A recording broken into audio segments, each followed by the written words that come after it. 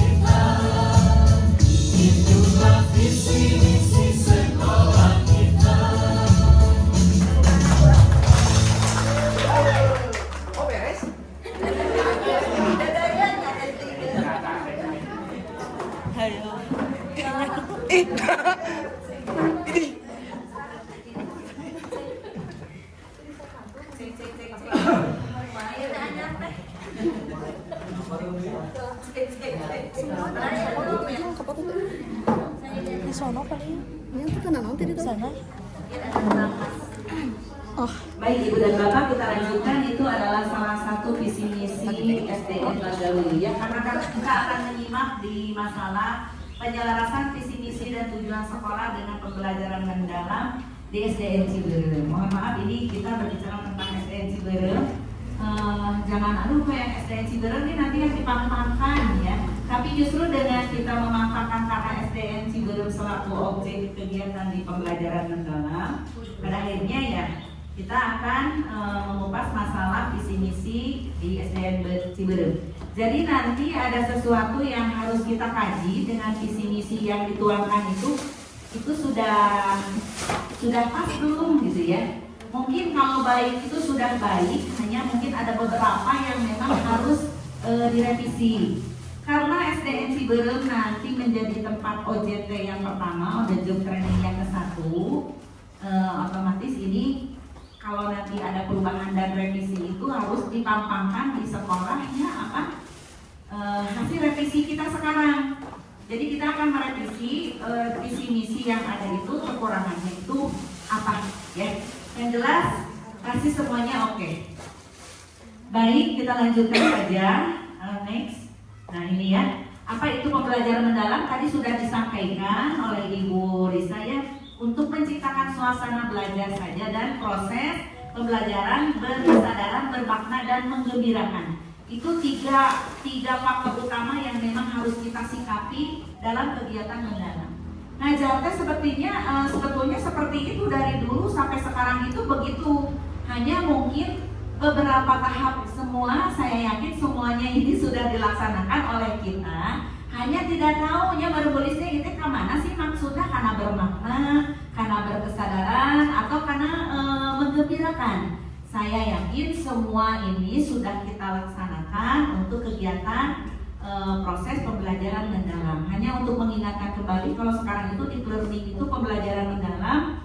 Bahkan kemarin itu untuk tingkat SMP itu sudah melaksanakan pengibasan seperti ini ya. Kemarin para kepala sekolah SMP yang ikut deep learning ini sudah membahas ini. Nah, saya yakin juga next berikut ya. Di dalam pembelajaran mendalam ini tadi untuk 8, berapa tadi kuncinya? 8, 3, 3, 4 ya. Nah kita itu harus hafal supaya apa yang kita laksanakan itu di 8, 3, 3, 4. Apa sih 8, 3, 3, 4 itu? Sebelum ke sana, tujuan dari pembelajaran mendalam ini ada yang disebut dengan PBB. Nah sekarang itu kalau di pembelajaran mendalam itu ada PBB. Selain dari 8 dimensi, kemudian 3 prinsip pembelajaran mendalam, kemudian dari kerangka pembelajaran. Nah ini tujuannya itu semuanya itu kemana? Nah ini ada yang disebut dengan PBB. Apa arti PBB itu?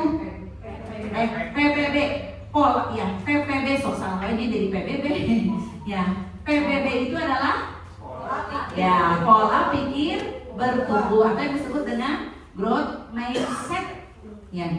Jadi mindset kitanya itu harus bagaimana? Harus bertumbuh.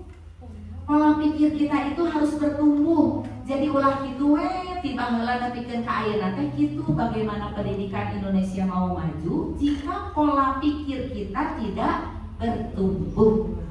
Itu apa? Yaitu keyakinan bahwa kemampuan dan kecerdasan seseorang itu dapat dikembangkan. Dapat dikembangkan dari mana? Melalui usaha. Usaha yang bagaimana? Nah itu kita menyikapi dari pembelajaran mendalam ini supaya kita itu mindsetnya dirubah, bahwa kita ini ingin mengalami atau menjadi orang yang memiliki pola pikir bertumbuh. Itu ya maksudnya. Bagaimana itu belajar dari mana kita supaya pola pikir bertumbuh itu bisa terjadi? Belajar dari kesalahan. Jadi jangan seperti keledai mengulang kesalahan yang sama. Nyawa didinya tikus liwat kadinya itu karena keledai itu lehernya tidak punya menjadi babang. Jadi lamun ayam yang curug deui itu keledai. Nah kita sebagai makhluk yang diberikan oleh Allah, sebagai insan yang diberikan akal, nah kita jangan mengulangi kesalahan yang sama. Bagaimana caranya? Yaitu dengan usaha. Berbagai macam usaha yang tadi disampaikan oleh Ibu Risa tentang pembelajaran mendalam ini supaya pola pikir kita bisa bertumbuh. Nah, kemudian mengapa PBB dibutuhkan? Mungkin ada yang bisa menjawab kenapa pola pikir kita bertumbuh harus dibutuhkan. Barangkali ada yang memiliki pola pikir yang berbeda atau ada tambahan. Kenapa? Atau mungkin kenapa PBB itu harus tumbuh dalam diri kita? Pola pikir bertumbuh teh berkembang sebenarnya. Coba. Ya, mengikuti zaman yang berubah ya, supaya kita tidak muncul itu tema atung-atung kene nya melak cau ku jantungna. Jadi teu atung-atung kene we aya jantung-jantung kene we. Nah, kita jangan seperti itu.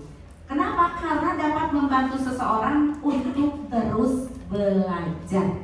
Nah, supaya kita pola pikir bertumbuh itu kita mau belajar.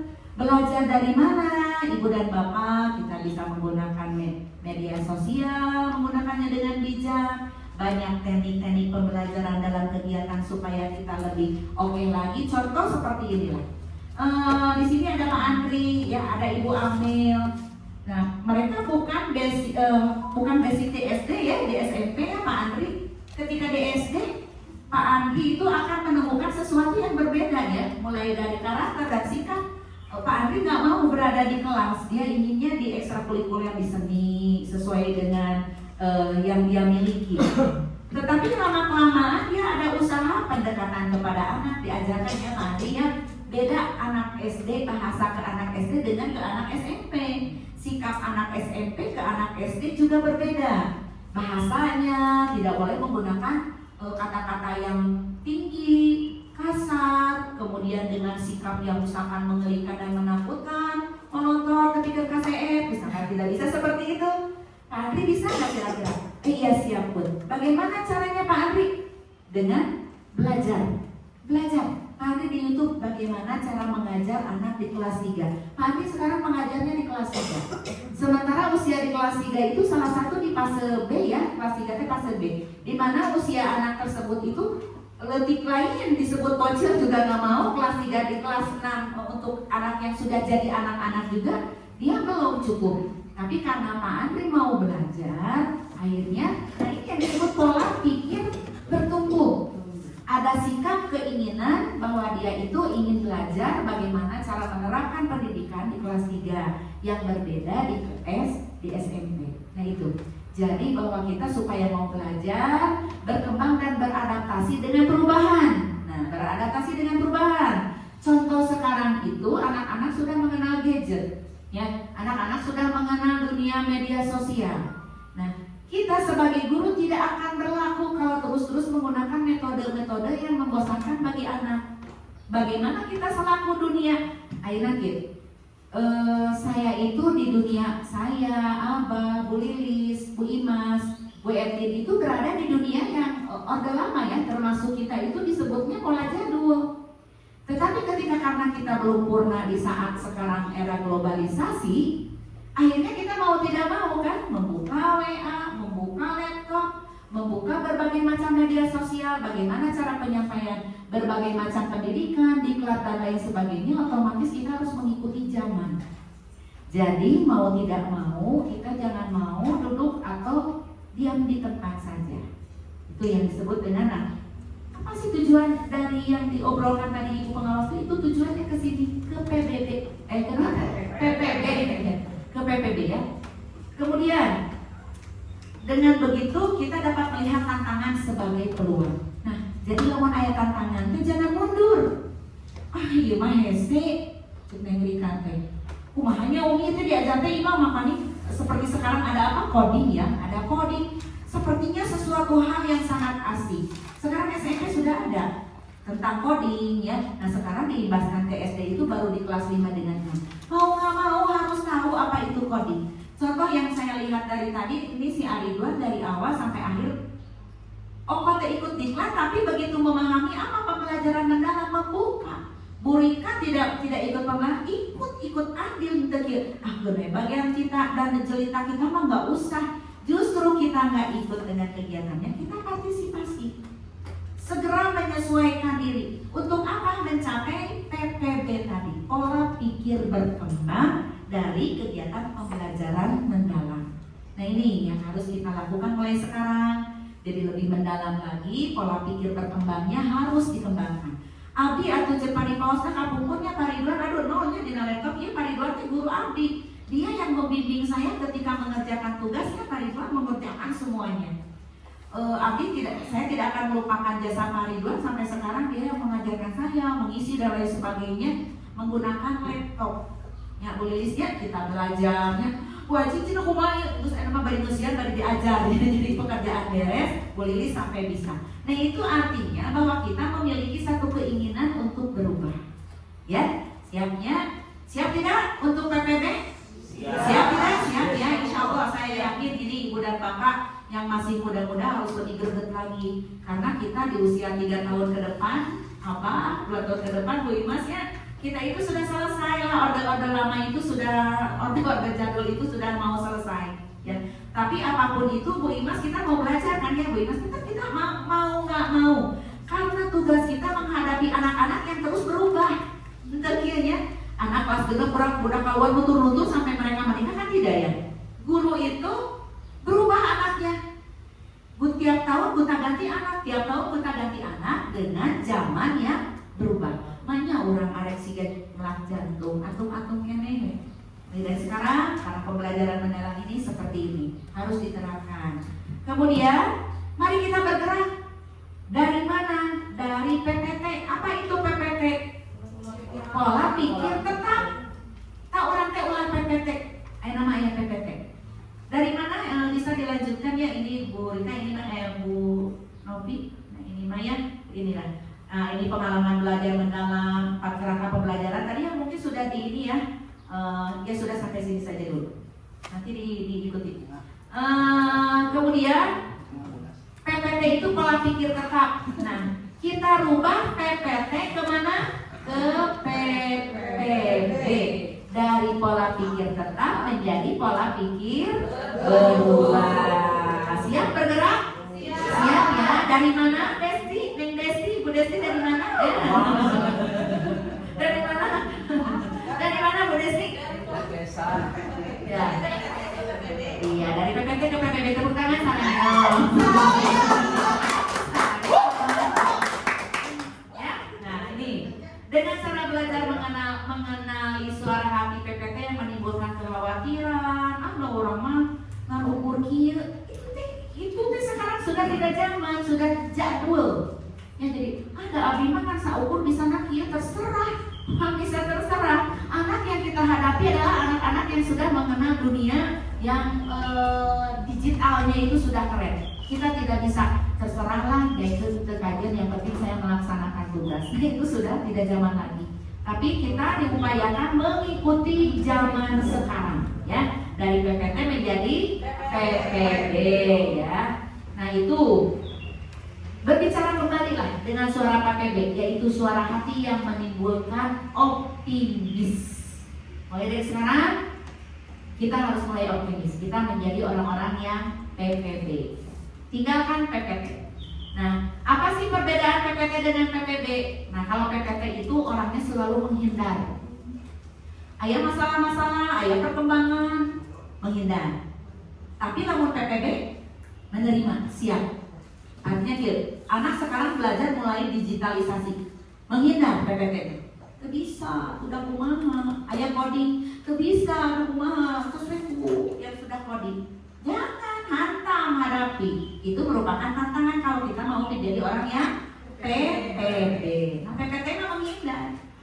Terus apalagi PPT menyerah. Nggak bisa, udahlah, Bu Novi, Bunda nggak bisa. Koreanya, kata PPT. Tapi kemarin kan terpaksa ya.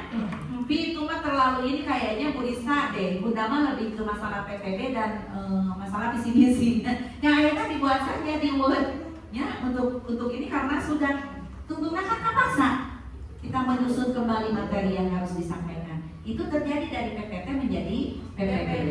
Tetapi kalau dengan kesibukan memang suka berbeda lagi ya. Tetapi kesibukan juga ya tidak menjadikan satu ukuran bahwa kita tidak menjadi orang yang PPT, harus menjadi orang yang PPB. Saya yakin Ibu dan Bapak ini sudah melaksanakan PPB, hanya Oh tidak tahu kalau ini tuh PPB. Oh tidak tahu ya kalau saya malas-malasan itu. Terus mubazir. Jadi mubaziran ya. Lamun ayat peluang teh dibiarkan. Ketika ada peluang nih, kita ada laptop 20, ada Chromebook 20, manfaatkan. Tinggal diantar di gudang, akhirnya pas mau dipakai emang kejadian. Chromebooknya bagaimana? Rusak dipakai mah lebih berharga daripada rusak dipakai. Paripan betulnya. Aduh rusak. Ya tehnya kamar yoget itu kan siga abdinya ketika laptop disimpan tapi adalah tidak dipakai, pas mau dipakai bolongan dan akhirnya tidak terpakai, kan mubazir. Nah itu orang-orang PPB yang tidak ke PPB akhirnya tidak memanfaatkan. Terus ada serangan, namun ayat informasi teh menolak, ya bertolak belakang.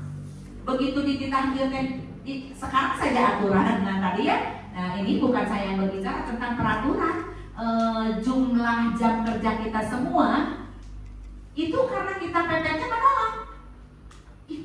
Setengah 7 sekolah bukan lagi kita menolak, artinya serangan ketika ada informasi bahwa kita sekolah dinas tidak menolak. Tetapi karena sudah menjadikan merupakan sebuah aturan, mau tidak mau akhirnya kita terjang saja. Alhamdulillah sampai sekarang terjadi satu bentuk perubahan. Anak-anak bangun subuh, sholat subuh, berolahraga, melaksanakan 7 kebiasaan anak Indonesia ya. Positifnya, ya itu kita tidak menolak. Jadi ketika ada aturan ikuti saja. Berarti orang tersebut memiliki pola pikir berkembang, ya. Terus kalau ada sesuatu dianggap ancaman, tapi anak PBB mah dianggap nanti inspirasi, ya. Oh iya ini inspirasi saya nih, bukan ancaman. Ketika kita di sekolah ada seseorang, ada guru baru, ternyata dia kemampuannya itu melebihi dari kita misalnya. Wih, kalau yang PPT dianggap ancaman, tapi yang PPB ini jadi inspirasi nih bagi saya. Sehingga abdi ke sekolah ini, oh ini aset saya, ini inspirasi saya. Saya harus bagaimana nih memanfaatkan ibu bapak? Bagaimana saya memanfaatkan ibu dan bapak? Bagaimana saya memanfaatkan situasi dan lingkungan supaya pola pikir kita bertumbuh. Nah itu, jadi tidak dijadikan ancaman ketika aduh sekolah kayak gitu hanya butuh bro di juru, bro di mantau semua itu jadi gak saya marmir tidak. Tapi kita jadikan oh ini kita harus jadikan satu bentuk perubahan agar pola pikir kita berkembang. Gitu ya. Kemudian pembelajaran mendalam tadi sudah 8 dimensi profil. Nah keimanan ini nanti ada kaitannya dengan visi misi ya. Nah ini keimanan. Coba apa sih keimanan itu? Siapa tolong ada yang bisa menjawab? Di 8 dimensi ya itu ya ada keimanan tadi kita karena Bu Risa itu hanya bentuk cekang ngumpul ya. Kita lebih ke aplikasinya. Nah keimanan itu bagaimana contohnya? Berdoa. Keimanan itu menjalankan ajaran agama ya. Betul? Menjalankan ajaran agama. Contohnya apa? Anak itu supaya apa? Bertakwa kepada Tuhan Yang Maha Esa, berkata sopan, menolong teman. Itu ada ajarannya tidak dalam agama? Ada. Di semua agama ada ajaran itu. Tak kudu gitu meren. Kenapa ada keimanan dan ketakwaan kepada Tuhan Yang Maha Esa itu bukan sholat saja, bukan beribadah sholat saja, ngaji saja, tapi kelakuan dan sikap tingkah laku anak itu harus keimanan dan ketakwaan di 8 dimensi profil lulusan ayat 8 dimensi profil Pancasila. Kalau Pancasila mah ada lingkungan, dia mah ada lingkungan, ya ada komunikasi. Nah kemudian ada kewarganegaraan. Nah coba kewarganegaraan tadi. Contohnya bagaimana? Nah bisa ya cinta tanah air, terbuka dengan perkembangan dunia. Itu ya kewarganegaraan ya.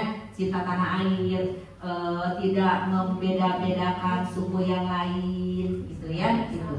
Betul, tidak ada sara-saraan. Pokoknya cinta tanah air saja kewarganegaraan gitu, seperti itu. Penalaran kritis, kumaha ya kan contohnya?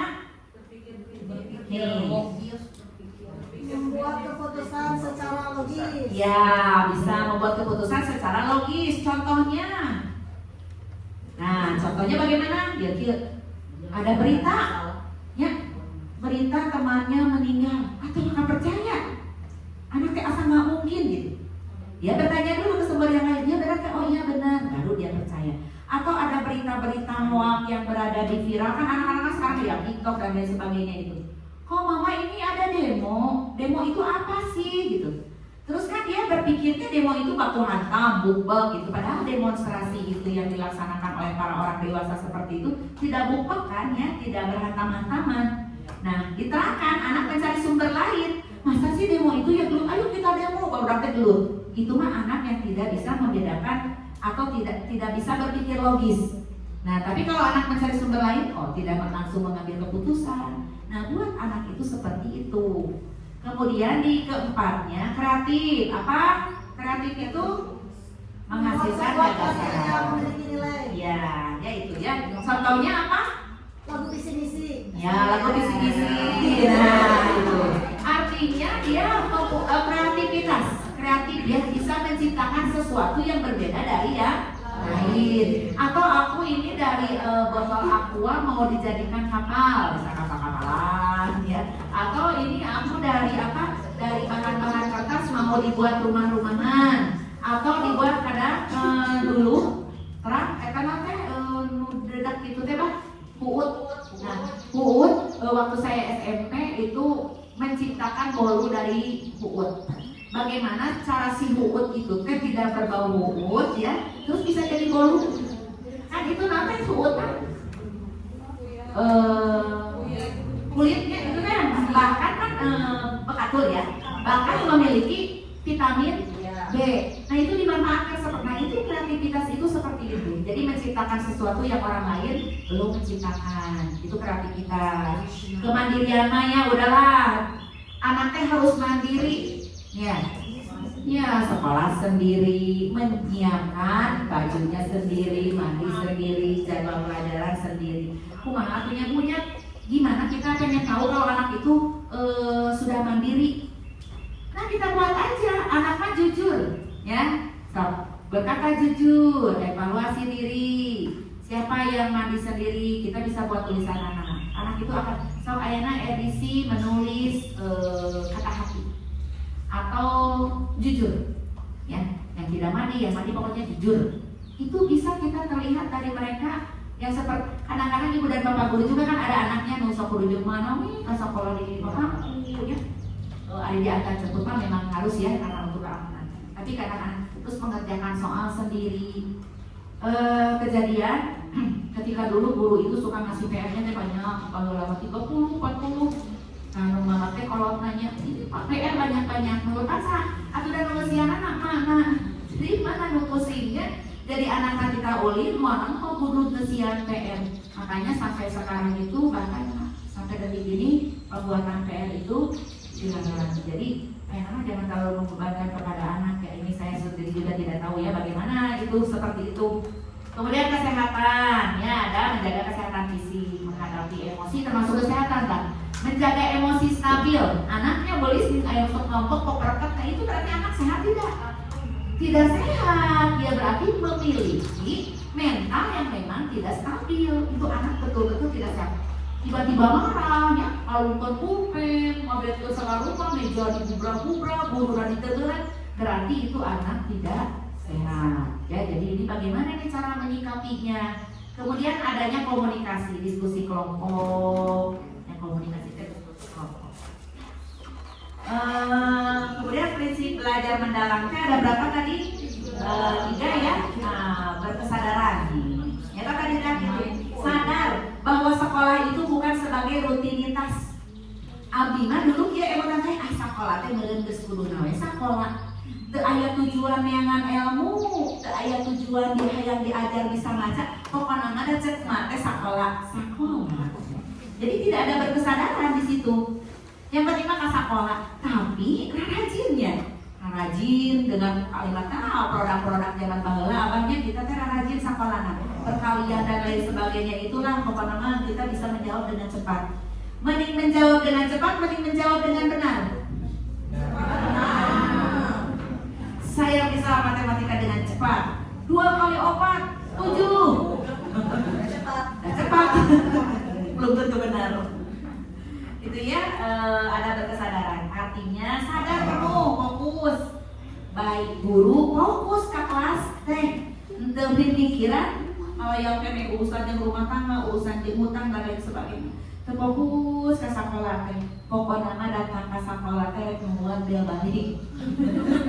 Fokusnya karena bel. Pokoknya tujuan anak mah gitu kan, ketika bel berbunyi bel pulang pasti surat. Oh berarti tujuan anak belajar ke sini menunggu bel pulang. Ya.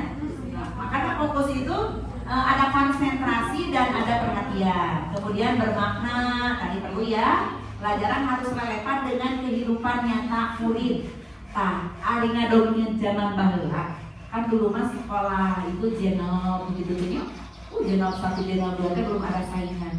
Kalau kita bercerita tentang kapal, tentang kereta api, mereka itu tahu. Ya karena di jenel itu mereka-mereka yang pernah naik kapal, kereta api. Kampung weh ngobrol ke kapal, ngobrol ke kereta api, semuanya maya. Semuanya hanya gambar, semuanya hanya hayalan. Makanya pendidikan itu harus disesuaikan dengan lingkungan yang ada. Tapi dari mana kan nggak mungkin anak tidak tahu kapal, tidak mungkin anak tidak tahu kereta api. Ya minimal aku ngabri yang namanya piknik kok dari mana naik kereta api, anak minimal tahu. Tapi ketika sekarang ada pelarangan untuk study tour dan lain sebagainya ini, ya anak tahu semuanya tempat-tempat lain gitu ya, daerah-daerah lain. Mungkin mereka akan tahu di mana di media sosial saja. Makanya ibu dan bapak juga sering-sering menggunakan media sosial agar bisa memperkenalkan dunia luar kepada anak-anak kita terkait dengan masalah larangan anak pergi dilarang study tour. Itu ya harus bermakna. Kemudian menggembirakan, udah jelas lah sama menggembirakannya. Kemudian pengalaman belajar mendalam. Ya pengalaman belajar mendalam ada yang disebut dengan memahami. Nah jadi anaknya tidak hanya menghafal, tetapi betul-betul mengerti. Ya contohnya apa? Misalkan PKN ya murid memahami makna gotong royong. Sebab bahwa gotong royong itu wujud kebersamaan, bukan hanya sebagai kata dalam buku. Anaknya ulangan ukur apa? Bergotong royong itu sangat bermanfaat. Tapi harus paham, naon bermakna itu, ya. Nah di sini ada beberapa pengetahuan esensial, kemudian ada aplikatif dan lain sebagainya. Udah lanjut. Kemudian mengaplikasikan, ada mengaplikasikan. Nah apa sih mengaplikasikan? Mengaplikasikan, menggunakan pemahaman dalam situasi nyata atau konteks baru. Contoh murid yang tadi gotong royong, kemudian mengaplikasikan dalam kegiatannya. Kumaha diaplikasikan anak gotong royong? Ari mengaplikasikan itu apa? Melaksanakan. Berarti anak apa? Di rumah, di sekolah, bebersih bersama, operasi semut. Nah, gotong royong ternyata gini, begitu keluar cek anak rame-rame membersihkan sampah. Oh iya, ini makna dari gotong royong. Jadi tadi bergotong royong itu akan memudahkan pekerjaan. Jika tidak bergotong royong, pekerjaan itu akan berat. Contoh bahwa kita itu begitu. Tapi kan apa ya? Bergotong royong itu memudahkan pekerjaan. Jika tidak bergotong royong, maka pekerjaan itu akan terasa berat. Tidak diaplikasikan. Ya. Jadi kita sampai apa cangkem kalimat itu teh. Ya. Nah, kalau sekarang itu apa aplikasinya? Oh, eta. Bekerja, piket, bebersih bersama, ya setiap hari Jumat juicy, ya berarti ya barengan, ya. Kemudian merefleksikan, apa sih merefleksikan? Naon merefleksikan teh? Apa? Merefleksikan teh meninjau kembali ya apa yang dilakukan. Jadi ditinggali benar, evaluasi ya, benar nggak dengan bekerja sama itu ternyata ada manfaatnya, lingkungan menjadi bersih, ya. Lanjut dengan kerangka pembelajaran, ada yang disebut praktek pedagogi, lingkungan. Praktek pedagogi itu yang dari SPG pedagogi itu pengetahuan mengajar, banyak strategi, ya strategi pembelajaran. Dulu mah ke SPG ayah materi pedagogi ke SPG, mungkin di Budan Bapak di PGSD ada ya, itu mah dasar pedagogi. Itu strategi mengajar yang dipilih guru untuk mencapai tujuan seperti metode. Nah, di RPP lah ya sama pedagogi. Lampun lingkungan pembelajaran. Nah, antara ruang fisik, ruang virtual, budaya belajar mendukung pembelajaran mendalam. kudu mendukung, lingkungannya harus mendukung ya, sarana prasarananya harus mendukung. Kemudian pemanfaatan digital artinya yaitu tadi menggunakan handphone, menggunakan laptop, menggunakan media sosial. Ini sekarang itu sudah zamannya. Karena gunanya tiap kelasnya memang harus sudah menggunakan e-fokusnya. Tiap kelas e-fokus ada pesantren. Kemudian kemitraan pembelajaran, ya hubungan yang dinamis antara guru, peserta didik, orang tua, komunitas dan mitra profesional. Makanya kenapa dalam rangka PPP kita harus ada sosialisasi program kita kepada siapa? Kepada orang tua. Nih, ayeuna mah diajar teh kieu ibu jeung bapak supaya kita juga memberikan pengetahuan kepada orang tua. Hanya anak teh nulis, padahal mah anak sudah belajar melalui fokus, melihat gambar, terus bercerita, ternulis. Tadi kan ada gejala anak tidak dinilai ya. Nah, padahal penilaian itu tidak hanya berupa tulisan saja, berupa pujian. Sebetulnya guru lamun cerdas itu bisa menjawab bahwa penilaian itu tidak hanya berupa bentuk tulisan saja, tapi apresiasi. Apresiasi dengan lisan. Oh iya bagus, keren, ayo kita beri bintang, ayo kita beri lagu, ayo kita kalau untuk anak tolong tidak digunakan dengan menggunakan uang. Jadi anak beri bintang, bintangan yang bisa menjawab semacam apa saja lah yang membuat anak merasa dinilai dan dihargai. Kalau ibu bapak jangan sampai anak-anak tidak diapresiasi setiap mengerjakan sesuatu. Ibu sudah ini mau ya udah bukan. Jadi tuntunannya ada anak yang mengerjakan, ada yang tidak karena gurunya tidak tangkap. Jadi katanya udah, jadi tuh dibentur dia si bapak oke mau ngerjakan. Nah ini akibatnya itu seperti itu. Kenapa karya anak itu tidak pernah terkumpul tuntas karena tidak ada upaya pemberian apresiasi yang bentuknya baik kepada putra putri kita. Ya. Berikut aspek yang dinilai dalam perencanaan pembelajaran mendalamnya. Apa sih? Identitas ya, menggambarkan profil murid. Nah, kita harus menggambarkan profil murid itu. Kebutuhan anak kelas 5 dengan kebutuhan anak kelas 1 sama tidak? Beda ya, udah jelas berbeda. Baik alat peraga, bahasa, buku. Ya ibu-ibu abi ngemutan. Pernah ibu-ibu bikin soal untuk anak kelas 1? Pernah tidak? Pernah tidak Bu? Pernah ya? Titik apa tulis tangan? Ada di tulisannya. Nah, kalau titik, tolong hurufnya tidak kecil, tidak menggunakan huruf yang 11, tapi itu harus menggunakan huruf-huruf yang besar.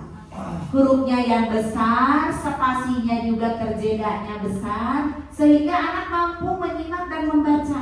Tapi kan akhirnya malayan anak dikasih LKS dengan huruf jika yang kolot lalu bagaimana anak mau mengenal jentelakna karena huruf ketika hurufnya disampaikannya itu kecil ya. Jadi ibu dan bapak yang kelas 1-2 jika membuat soal gunakan hurufnya yang besar dan tebal. Nah itu beda dengan di kelas 5, beda dengan kelas 6. Nah itu jadi dia disebut profil atau identitas itu kita harus melihat profil anaknya, kebutuhan anaknya ya. Kemudian yang kedua Pak, desain pembelajaran dan cara kegiatan belajar yang mencakup tujuan, strategi, atau pengalaman belajar. Nah, coba pengalaman belajar.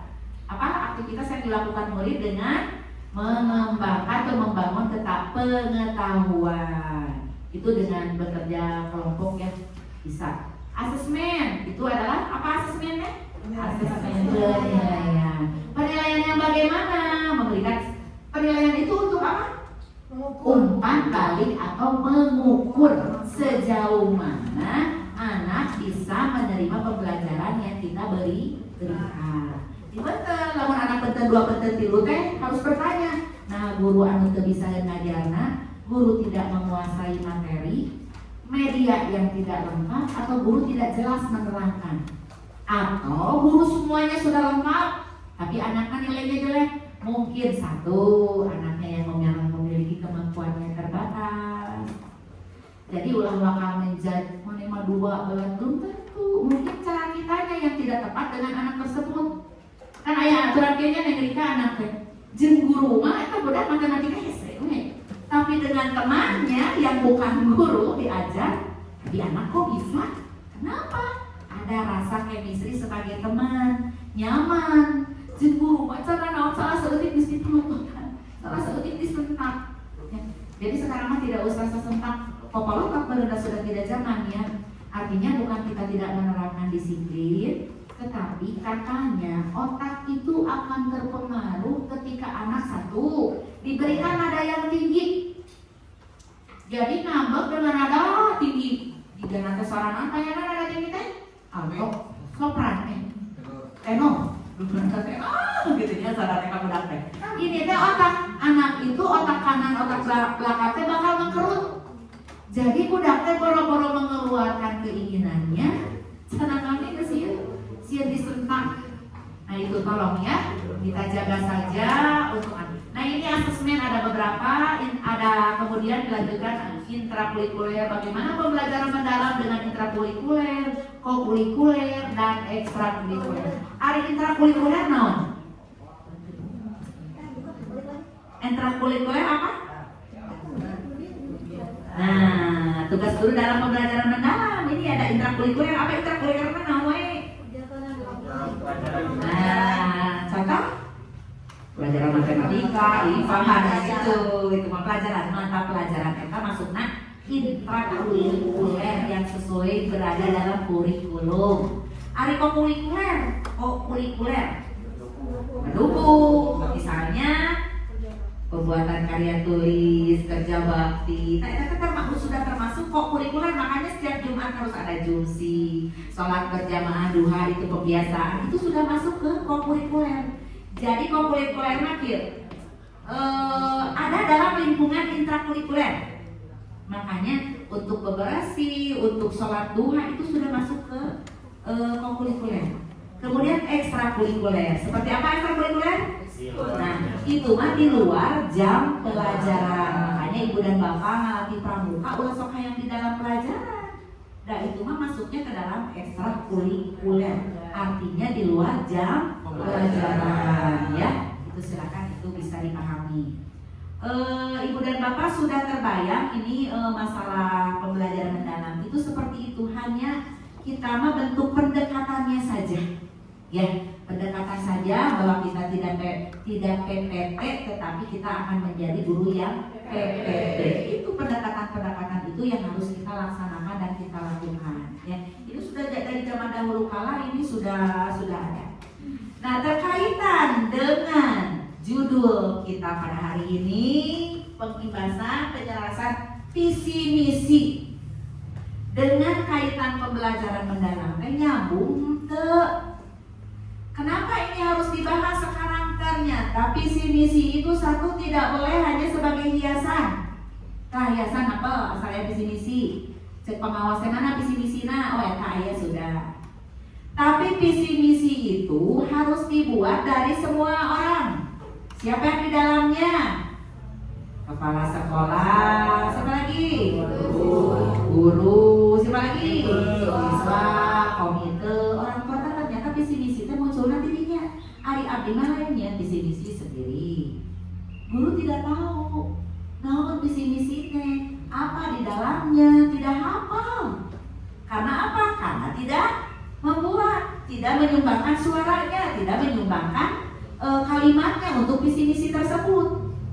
Ya, Pak Opik nyumbang ke visi misi.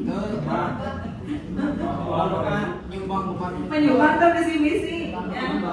Nah ini penyelarasan visi misi tujuan dengan pembelajaran mendalam. Bagaimana? Nah, ari visi teh naon sih? Visi tujuan. Kamu orang teh orang mau boga visi, mana boga visi ya. Bukan tujuan. Tong jadi pimpinan lamun orang teu boga tujuan. Ya, kamu jadi pimpinan kalau kita tidak punya program. Datang teh bakal kelengah-kelengah, datang teh naonnya. Bingung kan kesel-kesel di sekolah ini pulang. Itu karena tidak punya tujuan. Coba karikan ujung ini, ke Jakarta teboga tujuan bari teboga duit.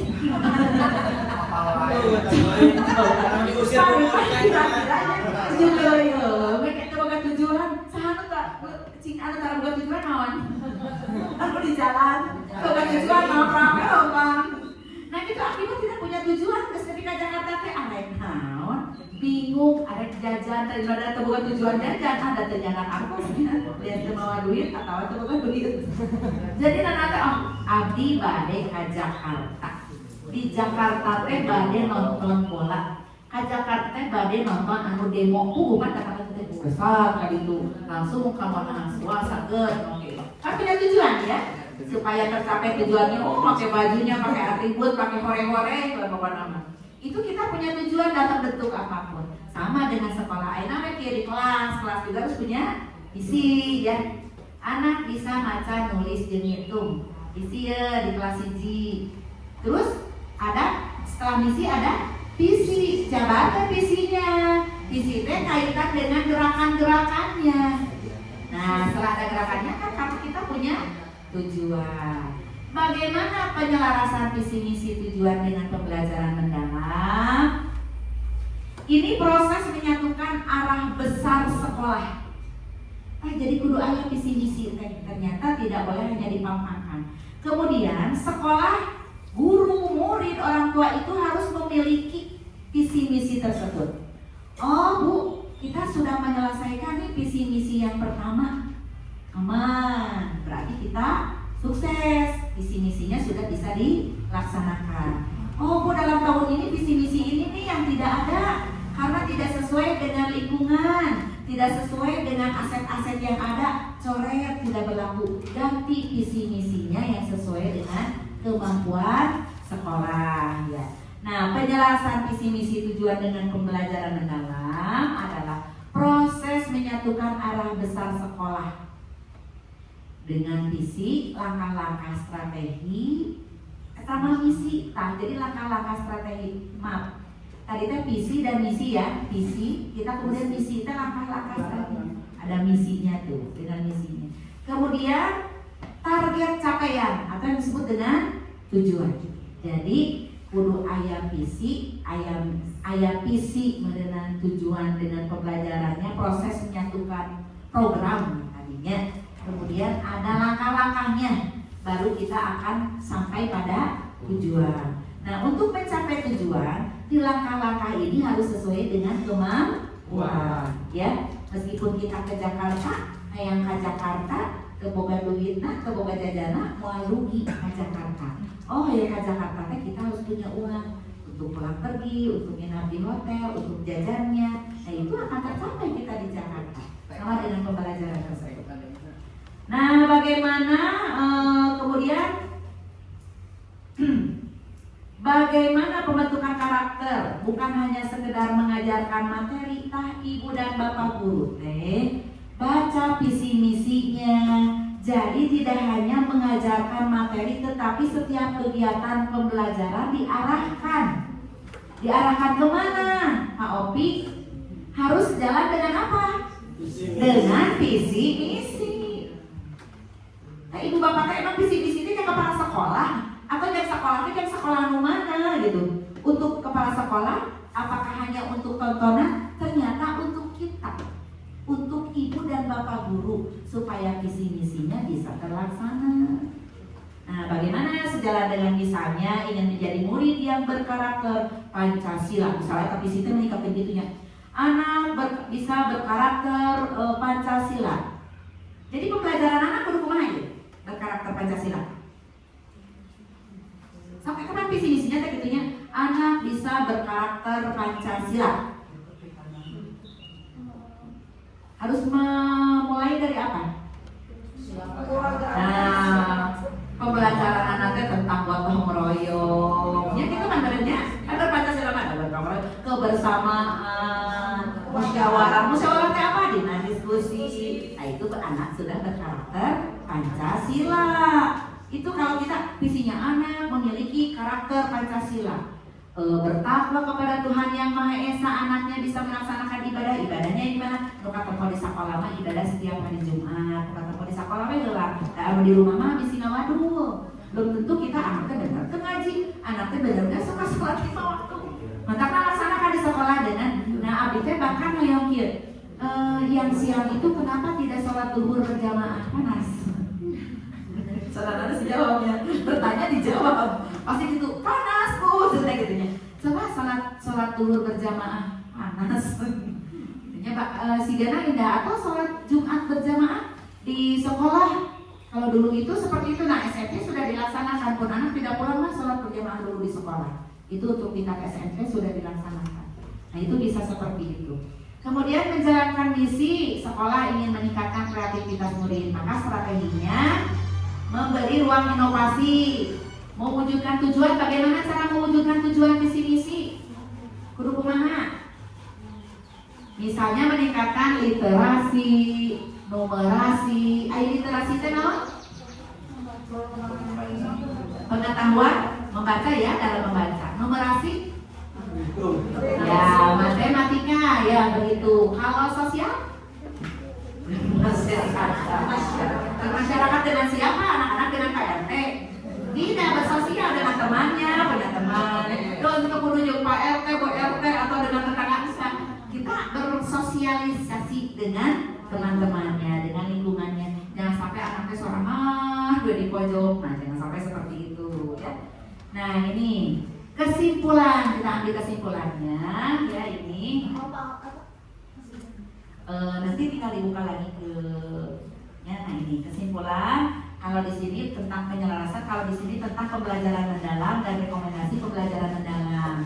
Tapi karena yang akan kita bahas ini adalah kesimpulan tentang penyelarasan visi misi, bahwa penyelarasan ini memastikan bahwa pembelajaran mendalam, nah mendalam tadi yang diterangkan, bukan berjalan sendiri, tetapi benar-benar menjadi cara sekolah untuk mewujudkan cita-cita yang sudah tertuang dalam visi, misi, dan tujuan. Jadi anu tadi pembelajaran mendalam itu tertuang dalam visi, misi, dan tujuan. Ya. Nah itu tadi yang harus terlibat itu kan tadi sudah ada. Nah, agar visi misi bukan hanya dokumen resminya tadi ya digantungkan sehingga kita gimana kita berbicara saya sendiri sebagai bikin itu tak akan benar ngobrol soal visi misi maka evaluasinya. Tapi kalau kerjanya sama insya Allah, tapi kan visi misi itu sampai jauh-jauh tuh gitu. Visi misi dengan apa yang ibu dan bapak lakukan dalam rangka menciptakan sekolah atau anak-anak yang memiliki prestasi yang lebih baik ya. Tujuannya bukan hanya sekedar berlumen, tapi benar-benar mencerminkan cita-cita dari kegiatan pembelajaran benar. Baik, kita lanjut saja. Tadi mana buka visi misi Ciberem, Ibu? Nah, visi misi. Ini apa ini? Visi. Ini apa? Visi SDN Ciberem. Tolong Pak Ridwan dibacakan. Visi SDN Ciberem, terwujudnya siswa yang bertakwa kepada Tuhan Yang Maha Esa, cerdas, terampil, mandiri, berkualitas, berbudaya, berbudi pekerti luhur, serta berwawasan lingkungan. Nah, ini asal beda terwujudnya siswa yang bertakwa kepada Tuhan Yang Maha Esa, cerdas, terampil, mandiri, berkualitas, berbudaya, berbudi pekerti luhur, serta berwawasan lingkungan. Bagus, keren. Ini visi misinya padat. Nah, sekarang kita analisis, ya. Ada kesenjangannya apa? Apakah perlu ada penyelarasan atau nanti jika ada tuliskan rumusan visi dan visi misi nanti. Tugas ibu dan bapak ini tadi kan 13.5 menitnya. Mohon dibantu dibagi menjadi 3 kelompok. Ini untuk yang menyelaraskan visi 3 orang saja. Lihat chat GPT aja lah ya, kerjakan 15 menit, 10 menit lah. Lihat chat GPT aja. Nanti dipotokan, teruskan ke chat GPT yang mengisi visi, belum visi tiluan. Leadernya Bonopi. Ya Bonopi bertiga mengerjakan visi. Leadernya bertiga berempat atau ya kayak seberapa puluh? 30, 34, 35, soklah 8 dibagi tiru. Oh salah orangnya, soklah sakelompok saja ya. Eta visi ya, divisi tentang analisisnya. Terus misi leadernya Ibu Tita. Misi Ibu Tita. Ini analisis kesenjangan misi 1 naona ya misi ya. Sampai 5 misi nah. Ya. Terus tujuan cerita mana cerita? Ya. Leadernya cerita. Untuk tujuan diisi kesenjangan dan lain sebagainya. Silakan 10 menit lah sampai diisi. Lihat ChatGPT saja. Dipotongkan terus ChatGPT. Jadi nanti kita lihat ada kesenjangannya tidak. Silakan bekerja kelompok. Ditulis saja, lihat ChatGPT saja. Kita menggunakan ChatGPT atau AI itu sekarang itu sangat penting sekali ya. Boleh kita selalu menggunakan itu. Iya, memanfaatkan. Apalagi kita mah bukan sesi evaluasi, ujian saja lihat ChatGPT. Kenapa tidak ya? Kalian lihat. Ya. Dikasih waktu 10 menit, kalau sudah 10 menit kita kumpulkan dan acara selesai.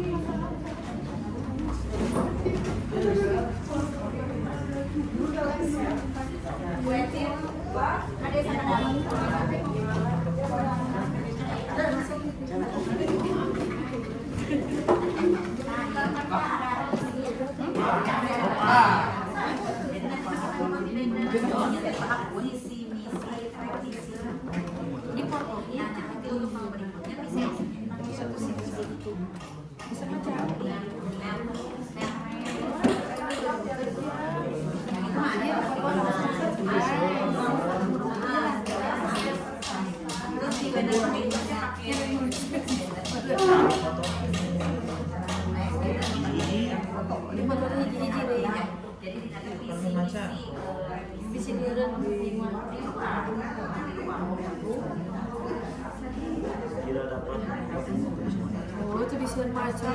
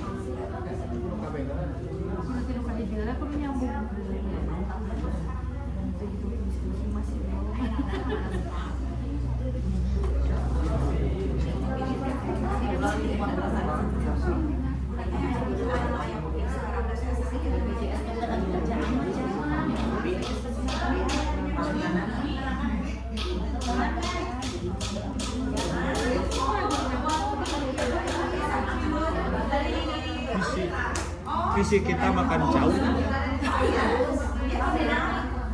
Misi kita makan jauh. Jauh, iya. Nah, tadi itu tinggal itu